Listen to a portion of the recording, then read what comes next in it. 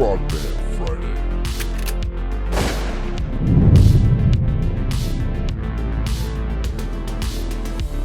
Yeah, boy. What's up, guys? It's that time again. Welcome to the Frogman Friday show. Presented by Transcend, the best peptide and hormone therapy. They put your health first so you can live more and worry less. Go to transcendcompany.com/Birdman to begin your wellness transformation today. Today, our badass guest is Zack Ferguson. He served 6 years as a Navy SEAL, exiting as a petty officer second class. He's an owner of Defense Strategies Group located in Beverly Hills, California. You can follow Zack on Facebook, Instagram, LinkedIn, and YouTube. And to take a deeper dive, go check out defensestrategies.us. Brother, welcome to the show. Ryan, thanks for having me, bro. Awesome. Stoked to be here. Yeah. It's an honor, man, especially Team 7, brother. That's super cool. Yeah. Hell yeah, dude. There's a lot of Team 7 guys, yeah. Dude, That worked.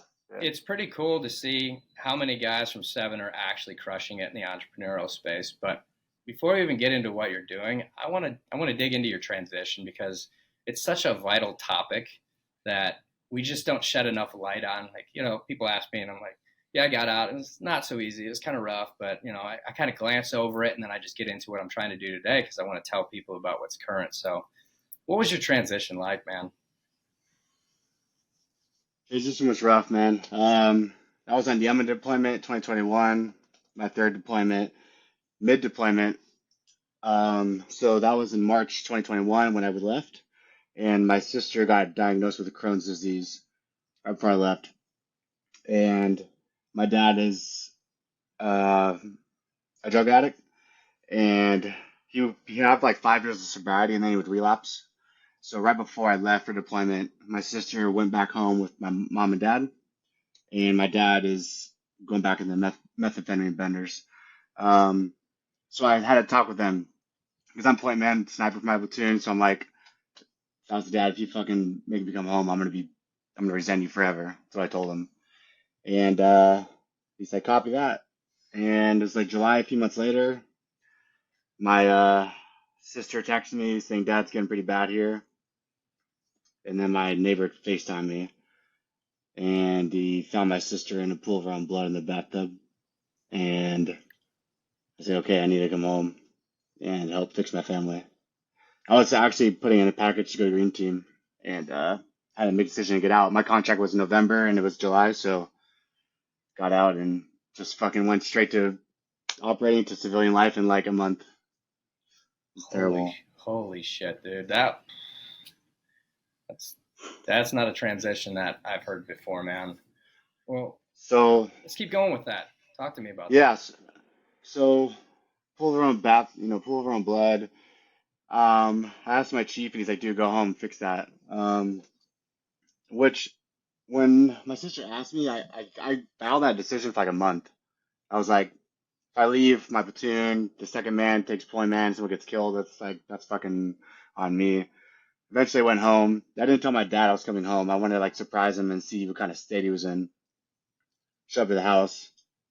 It was on a 5-day meth bender, talking to shadow people, talking about burning things. And I was like, fuck, it's really unsafe for my mom and my sister to be in the house. My sister's bedridden, can't get out of bed. She went from 130 pounds to 80 over 4 months. And she was bedridden on the bottom floor. My mom lives on the top floor, second floor. Got them to a hotel room. I was like, Dad, I'm going to go check in the team. I'll be back in 2 days. Went back to San Diego. Was at a Padres game just to like decompress. I just got back from deployment with my best friend.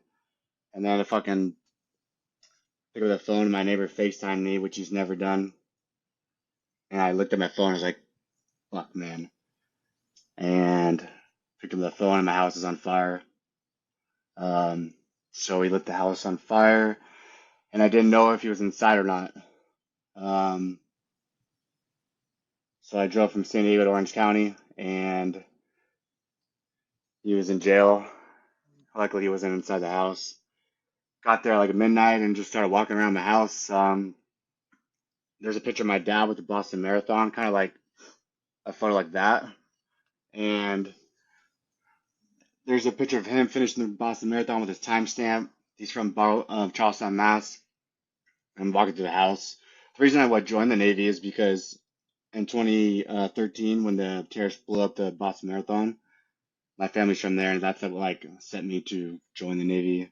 And I'm just walking through the house, the fucking place is torched, picture's gone, and I was filled with so much hatred that I've never felt in my life towards my dad. I thought I was having a stroke. Mm. Honest to God, I almost called the ambulance on myself. So angry I was. So Wow. Yeah, it's fucking really hard to see what we see in the SEAL teams as a young kid, external to that, and then you come home and have to deal with that shit. Even if it's been part of your life, your whole life, you've dealt with a lot of stuff, man. How do you compartmentalize and how do you breathe through that and how do you find peace? I started doing jiu-jitsu 2 years before I got out of the teams, and that really grounded me. It took my mental state from going psychotic to like, cool. I just have to worry about choking a dude out or not getting choked. So my mind was at like peace there. So I was doing jiu-jitsu at Barry Yoshida's gym in San Diego. Moved back to San Diego or moved back to Orange County, and then I was like, fuck, man, I'm like hurting so bad, but I had to like put up a wall of like my family's broken. Everyone hates my dad. So like they're leaning on me for a pillar of strength. So I had to like, you know, be that guy, which I'm happy to do. And I was like, okay, how do I fix this? Driving to fucking 10th Planet Orange down the street. A couple months later in January, and I see my dad walking homeless, taking bus rides and shit. And I was like, fuck, dude, how the fuck this happened, man? Right where my uncle used to sit on the corner. He was schizophrenic, got like raped in jail and shit. He passed away a couple weeks ago, but I was like, fuck, that's when it was like, I need to fix my dad. I'm like, I have to fix myself first because I'm no help to anyone right now. Yeah, So that's when I started doing that. jiu-jitsu. Yeah, jiu-jitsu helped me. So now it's January. A couple months later, I got out in November, and then I was sitting at jiu-jitsu open mat, and this guy sits next to me between rounds, and he's like, he just looked at me. He's like, "You all right, bro?" I've never met this dude ever. I'm like, "Not really, dude." It's like he knew for some reason. And he's like, "You ever thought about psychedelic therapy?" And I was like, "Yeah, I've done psilocybin and stuff." And he's like, "Have you tried ayahuasca medicine?" He was a shaman. I didn't even know. Nice. So that's how we started the journey of healing.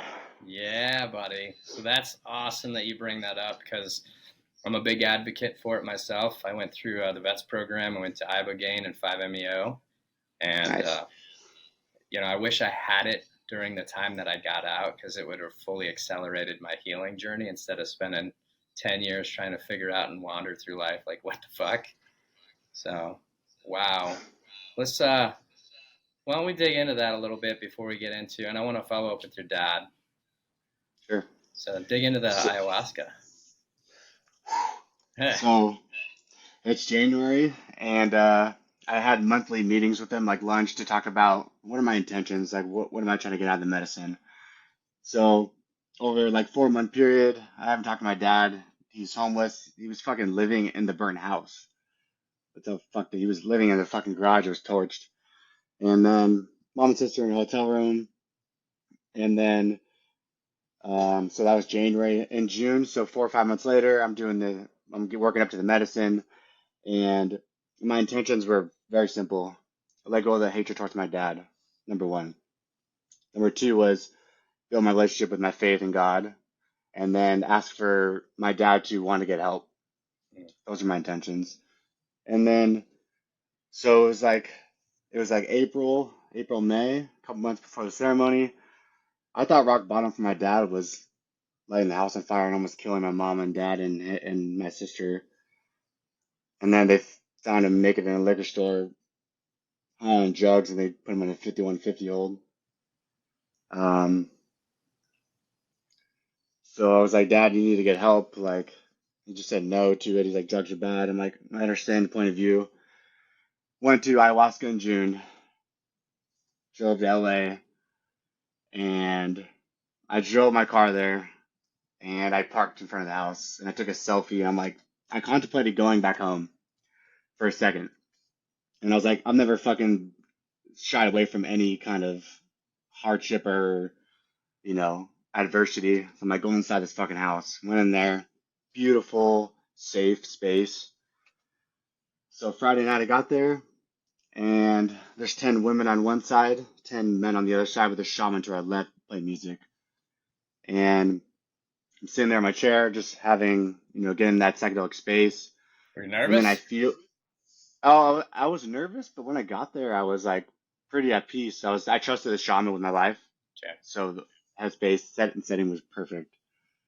And then I felt this gust of wind in the room. I said, what the fuck opened the door? There's no fan on, there's no door open. And I was like, that's bizarre. Close my eyes, pop another eye open because it's getting fucking more wind. All the women on the tent on the other side of the room were weeping in unison. They were all crying, and they're blowing air at me, like exaggerating their crying, and they're blowing air at me. And I watched all the like women love that I haven't felt love in a long time or what it was like to feel it. And I watched it go in the middle of the room, and I watched it go in my stomach, and I saw my dad in a burning pit of inferno.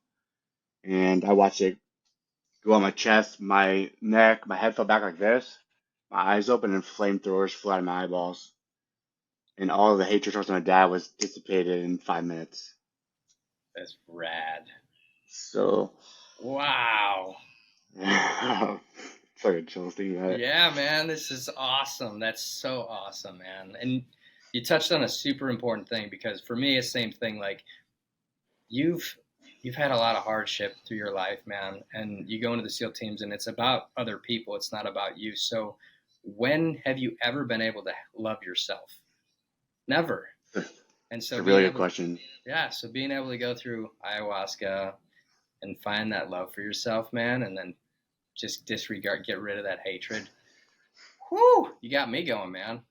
That is awesome. So that's a really good point that no one really asked me. Um, I didn't, I didn't feel love for myself until years later. It would be 3 years in November. So the first night, hatred of my dad's gone. Saturday night comes, and having my experience, and I'm flying through cosmic space colors. That's why I have these lights in my room.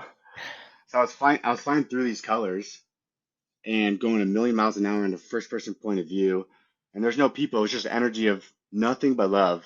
There was no other feeling.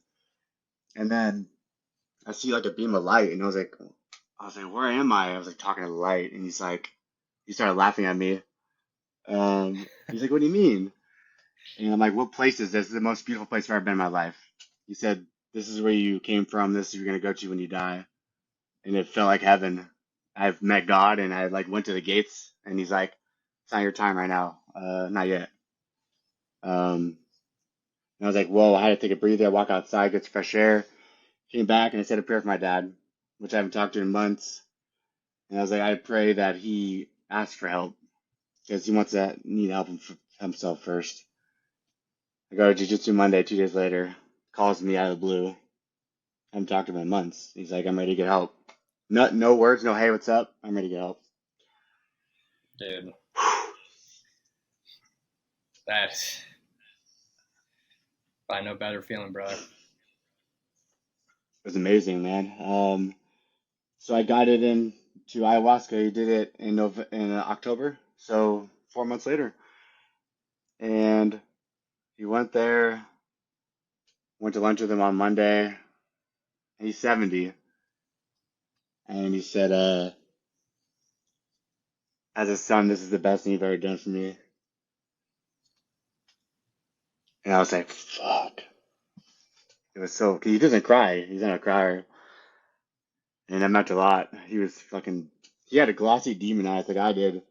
And there was fucking veil was lifted off, and he was back to my old dad. Like, he's the most loving human ever. Like, epitome of a great dad. He just has lapses of drug abuse sometimes. So he's healed. I'm healed. My mom, both my sisters, they're twins, and my brother fucking hate his guts. It's like, okay. So I didn't feel love for myself. I was like, I have to fix my family first. And my sister had my niece on the day of the house fire. This was 3 days ago.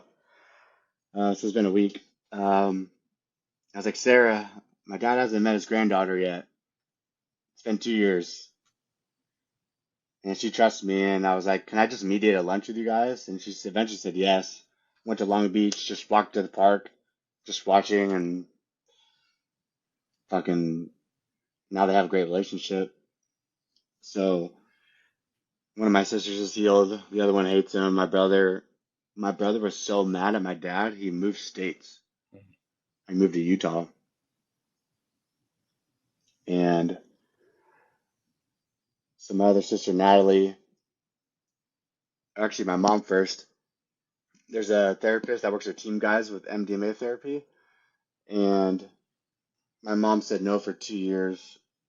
Drugs are bad, drugs are bad. I'm like, okay. Like, what I'm doing is not fucking working. I'm not reaching her. I'm not telling her to do this. I'm just giving her angles of perspective. Mm-hmm. And I just showed up to her apartment and I just, with no intention, I just started crying. And I was like, Mom, I'm like hurt that you're hurting. It makes me sad to see you like this. And that was like the switch for her. So that was summer 2023. You want me to keep sending it? Send it, man. Are you kidding? Cool. This is gold. Cool. Are you kidding me? I'm gonna force you to write a fucking book. I don't care what team guys think.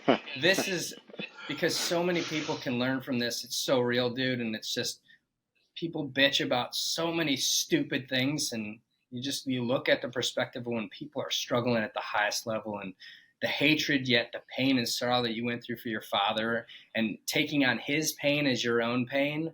I mean, this is unbelievable. Keep sending it, bro.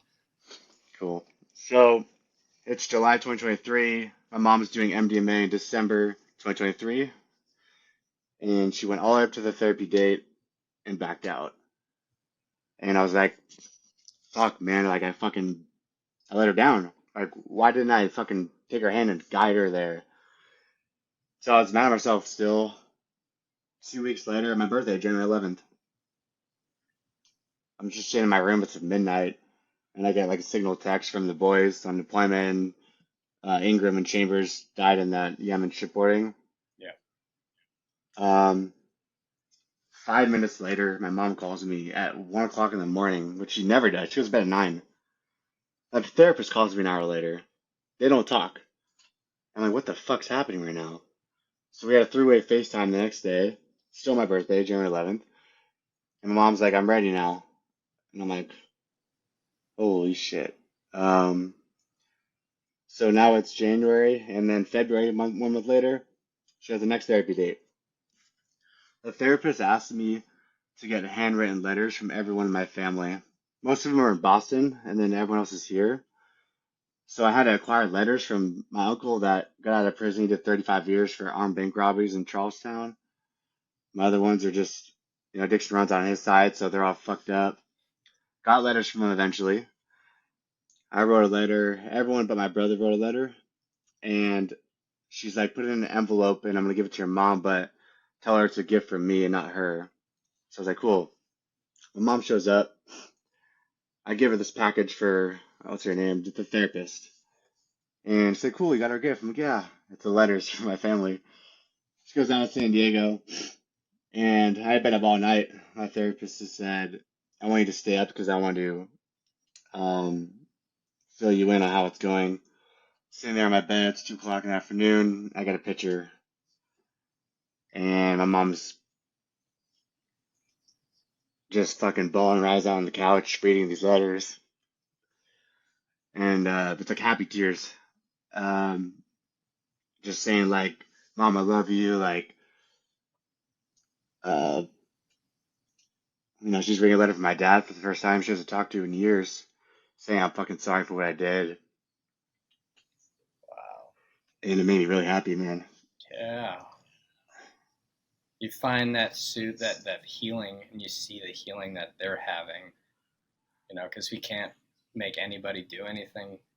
But when you started to get yourself right, then you started to fill your own cup up to where you're like, now I can actually help them and be a facilitator and just start to watch this unfold and blossom. Oh my gosh, man. Like, talk about somebody getting their firepower back. Wow. Send it. More. Yeah, so my mom's healed. My other sister's healed. I am. I have another sister that hates him because he was on drugs when she was dying in the bathtub, and she felt like, "Where's my dad at helping me?" He carried her fucking bloody daughter to the ambulance. Like, I'm not a dad, but that's fucking, I imagine that's hard as fuck. And so she has a lot more tied to him than I did. Like, she had no pulse in the bathtub. She was dead. Went to the ambulance and fucking, she's a tough motherfucker, clung to life. And so now it's this year on Father's Day in June. And I wrote a post on my Instagram about my dad for Father's Day. And there was an old photo of my sister when we were younger, like 15. And she said, calls me, take that fucking photo down. What the fuck is this? I look like shit. Why do you have that photo up? And I knew that it wasn't because she looked bad. It's because she was in a picture with my dad. So I let it sit online, and I ghosted her for a few hours. And I was like, you're gonna sit with the hatred and let it out. She calls me like 6 p.m. crying. She's like, I didn't know how fucking mad I was. Thank you for leaving the photo up. And she hasn't talked to me dad in 3 years. And she sends a happy Father's Day text. I love you. Uh, so that's the beginning of her healing. And that was like 3 months ago. Man. Dude. I don't think I've ever gotten emotional on a computer. Wow. This is unbelievable, man. To see this spread. You know, I used to say that when I got out at 8 years because I enjoyed the SEAL team so much that if I would have kept on that trajectory, maybe I'd be dead. And it's not because we're doing it was that dangerous or bad or anything. It was just because I was so in. And so when I got out, I always like to say that I'd saved my life, because I just know me and I know that I take everything to 100 miles an hour. For you, you get out not only to save your own life, but to save your family's life. And so the SEAL teams to me almost seems like a transition for you to get the power and the strength to understand how much juice you got in the tank to help your family. This is unfucking believable, dude. I'm so happy to hear this. Where's your brother at right now? How's that going? Yeah, so I was trying to screen. I wanted to stay in the teams, and I was like, my family's melting. I'm like, if I didn't go home, my dad, my sister, my mom, they all would have died. My dad stayed in the house while I was burning, talking to fake shadow people that he was trying to get out. He's like, I need to save these people. My neighbor was like, Bill, get out of the fucking house. Like, you're gonna die. He had smoke inhalation. Um, I wouldn't mind sharing a video of it. It's already on Urban Valors. It's him walking out of a torched house, half naked with drugs in his pocket, and um, I'm still working on my brother. Um, he's pretty hard-headed, but I got everyone like everyone talks to him now except my brother, so that's in the works. But I'm not done yet. Are you Um, celebrating that success, man? Are you celebrating that celebration, that joy? Great question. This is a new process. So March this year, I took photos of the teams, and I never looked at my camera roll until I got out. I was like, I'm going forward, not back. And I was like, someone like a chick said to me, one of chick friends, she's like, you need to love yourself again and be happy and proud. And I'm like, I've never done that before. Right. Because I'm like, I don't do this shit for the glamour. Like I want to like go fucking fight, and like that's my job. So for me to say I'm proud of myself, when I said it, I like chills on my spine. I was like, whoa, what was that? And now I'm like learning that that's a new process for me. Is like I'm proud of myself. I love myself. Yeah, You know. man. This is something that I say to everybody. I'm no guru, no expert. In fact, what I've learned in the recent years is I don't know shit. So I consistently am soaking up knowledge. But one thing I do know for sure is we make promises to ourselves or to people every single day, whether it's small or big. Like, I got to do this, got to answer this email, get back to you, whatever it may be. And at the end of the day, I don't remember or recall ever making a promise to myself and keeping it on a short-term level. So now I started to realize that I'm just as important as everybody else that I'm trying to help in whatever I'm doing in my life. So now I make a promise to myself every day, always small, but I keep it because I'm important too.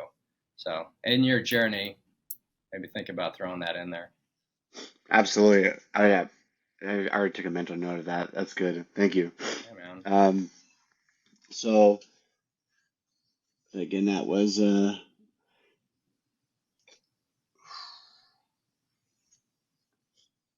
yeah. So I lost my train of thought. It's all good. So now it's present day. I'm learning how to love myself again. Oh, I was on Mike Raylan's podcast, Yep.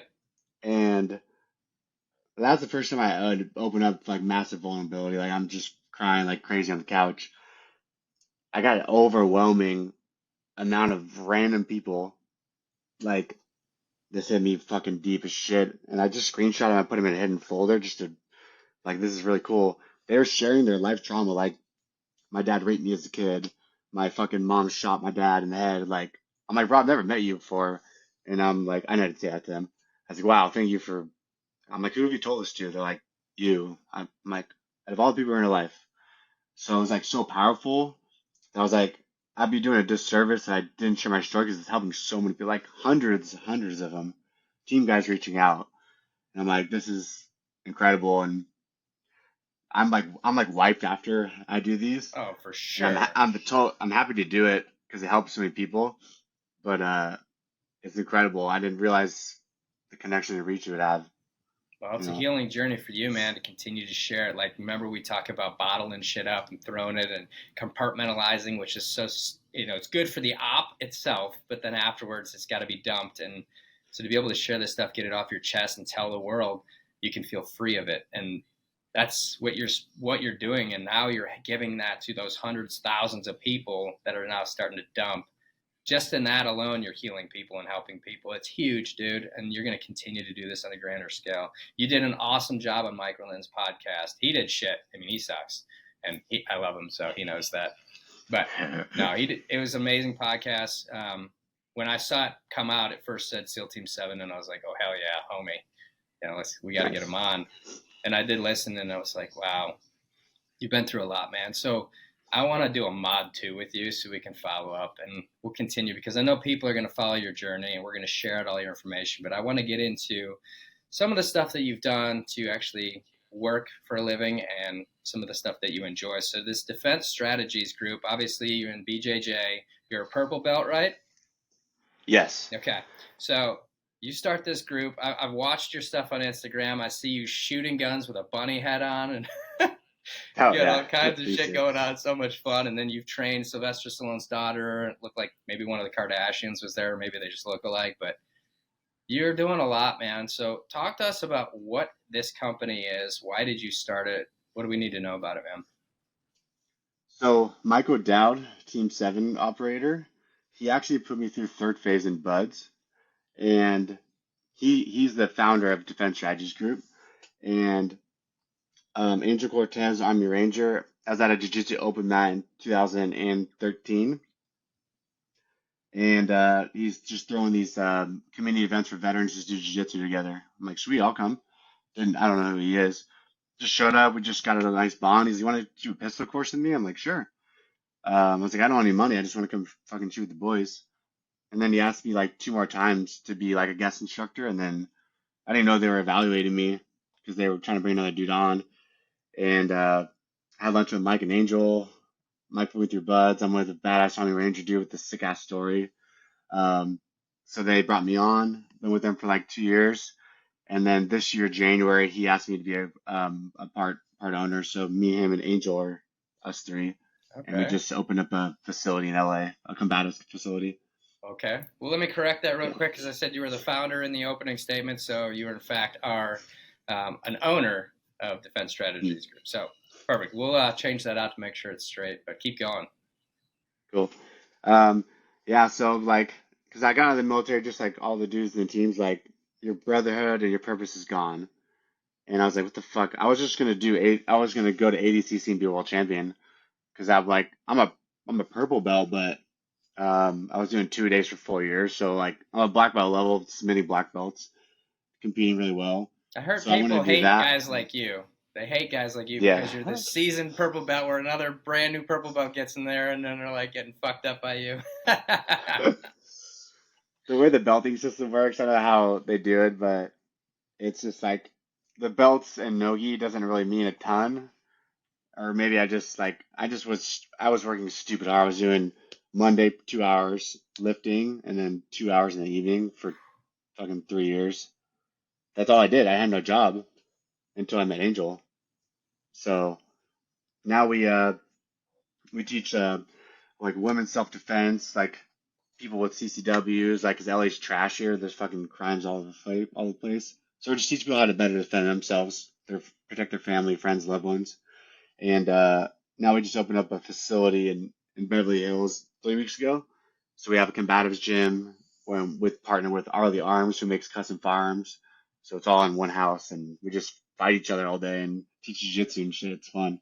That's amazing. So you're teaching jiu-jitsu, you're doing weapons course too. You're teaching pistols. Is there a It's primary demographic you're looking for, or are you like training everybody? it's everyone. We teach like some SWATs. We teach like moms who like just bought a gun. They want to like they're really scared to go to the range. 'Cause, like guns are bad. They kill people. And after one session, they're like, "Wow, dude, after getting perspective, like this is how a firearm works. You need good instruction," and they're like dialed in from there. And they take courses every week. But yeah, I teach jiu-jitsu. I teach striking because I was an MMA fighter before the teams. Um, and then I had some amateur fights, and now I was doing jiu-jitsu competitions because I had too much TBI now, so I can't fight anymore. Um, but yeah, I teach women's self-defense. We do some 6 scenarios for especially women who have like massive trauma. Like I won't say her name, but she got attempted kidnapped twice when she was 21 years old, and she's been dealing for 10 years undealt trauma. So we put her through a combative scenario with full face mask, earphones on, central deprivation audio.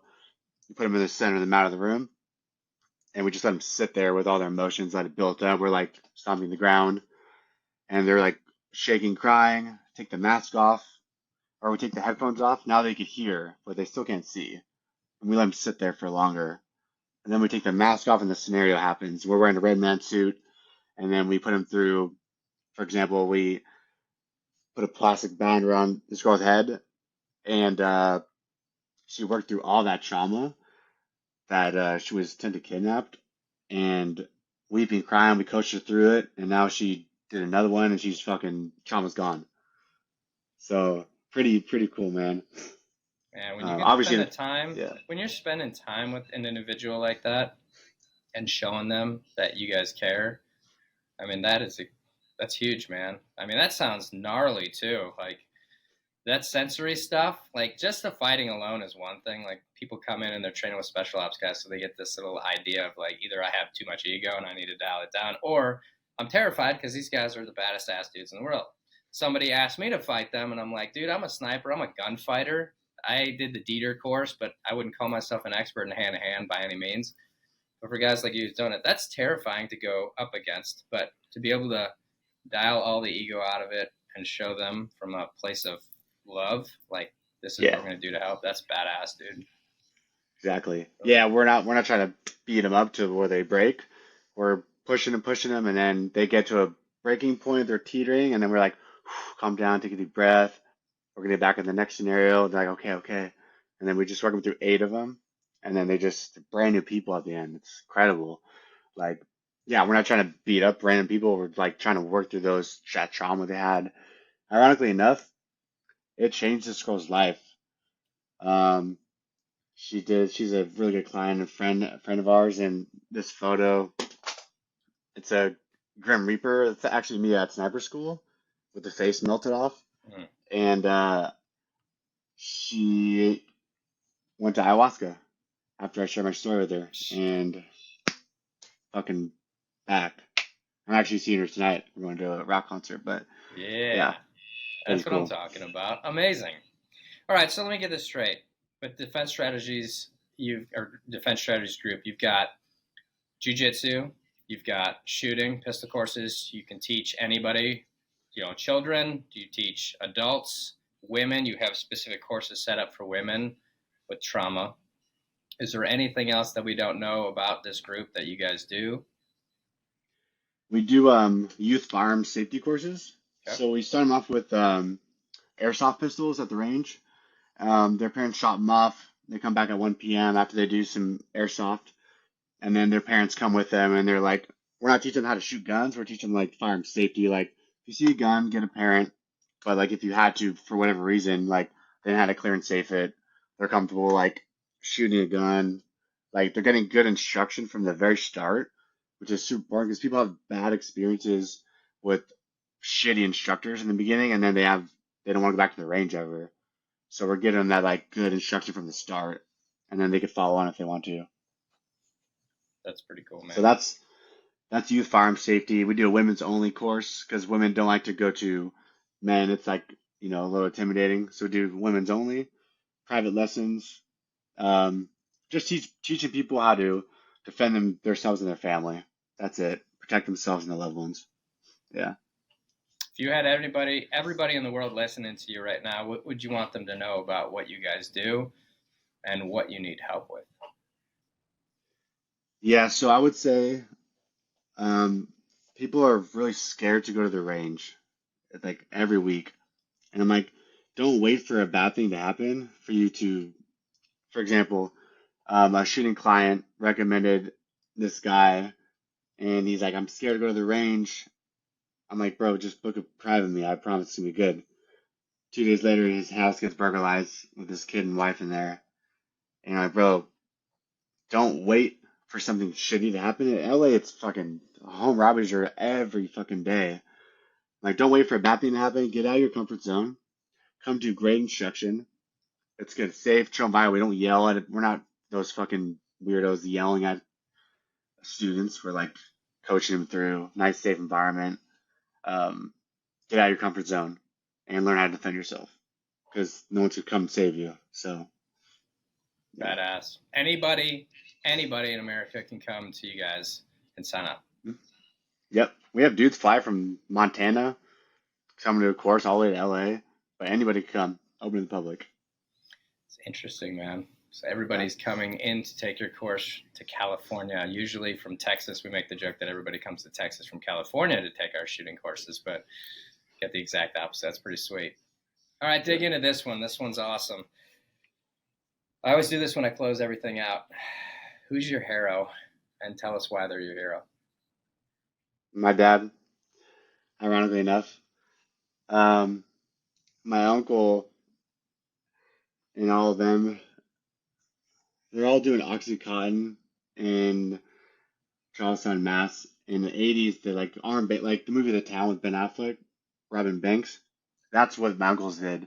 One did 35 years, one did 10 years. Like my dad left a drug armed robbery lifestyle to move all across the country to have a better life for his kids. And my dad was my baseball coach. He was like, bro, I want to be like, when I have a kid, I want to be my dad. That's how incredible of a human he is. Um, and he still has that little drug side, so he slips into it. But he's not a drug addict. He doesn't do drugs all day. He was sober for 5 years when I left high school, and then he like slipped into it again. So my dad's my hero. Yeah. Well, that's the shitty thing about drugs, man, is that one, they're highly, highly addictive, and two, it's not you. It fucks you up and it changes chemistry in your brain to where you do things that you shouldn't do. But people get such a rap for being on drugs. I got an uncle who was a meth addict for over 30 years and decided he wanted to straighten up. And after 30 years straight, he cleaned up. He's 5, 6 years sober now. His whole dedication to his life is to God. And he's an Uber driver in California. And he's like, I'm just living my best life right now, dedicating my life to God. And I'm not trying to do too much and I'm not trying to put too much on my plate. But the stories that he'll tell, the demonic shit. He said he's seen the devil, eye to eye, and I totally believe that. And that's awesome that your dad is your hero and that you guys have gone through so much and come back full circle. Incredible, man. I'm so happy for you. Thank you. It's interesting you say that devil part. My dad he was that. Like methamphetamine is a terrible drug. Like, especially when you've been up for so long, you're hallucinating, and he looked like a demon. I'll show you a picture after this. His eyes were like, he's not even the same person. And he's my hero. Like, God's obviously my hero. Guys who've died for our country, like, yes, like you guys, geez, like you gave your life for your country and your fucking teammates. That's my hero. Like, you guys are my heroes. Yeah. Yeah, fucking kudos to whoever raised them, dude. They raised themselves, like, raised by wolves, fucking in the teams. Like, fucking love you guys, man. Yeah, long live the brotherhood, man. Tell you what, Yeah. I said this at the mid part of this. I'm gonna say it again. Write the fucking book, dude. From this standpoint, it's about you helping others, and I fully say, and I'm sure you've heard it before already, that you should put it down, but people, when they are struggling, the last thing they want to do when they're in the darkest hour is to communicate with people, maybe until they get rock bottom. Some are too stubborn to even do that. But when they're struggling, the easiest thing we can do is give them some literature so they can hide in their house, not communicate with people, and start to take 1 inch at a time off of that. So if you were to talk about this and put this down, you'll change lives even when you don't know you're doing it, which you're already doing. So consider it, man. I will. I got the notes, the things that loving myself book. I'll think about the book thing for a little bit. I've got reached out for that. We'll talk more offline. Yep. I'll get some more of your perspective on that. For sure. Yeah.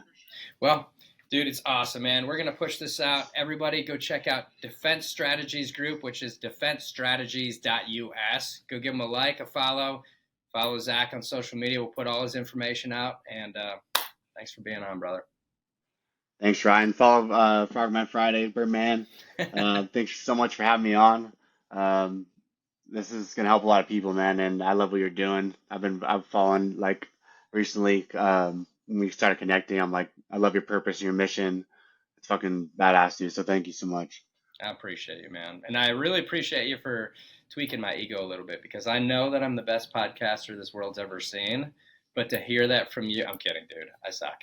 But thanks a lot, man. Frogman Friday. Long live the brotherhood. Yeah, boy.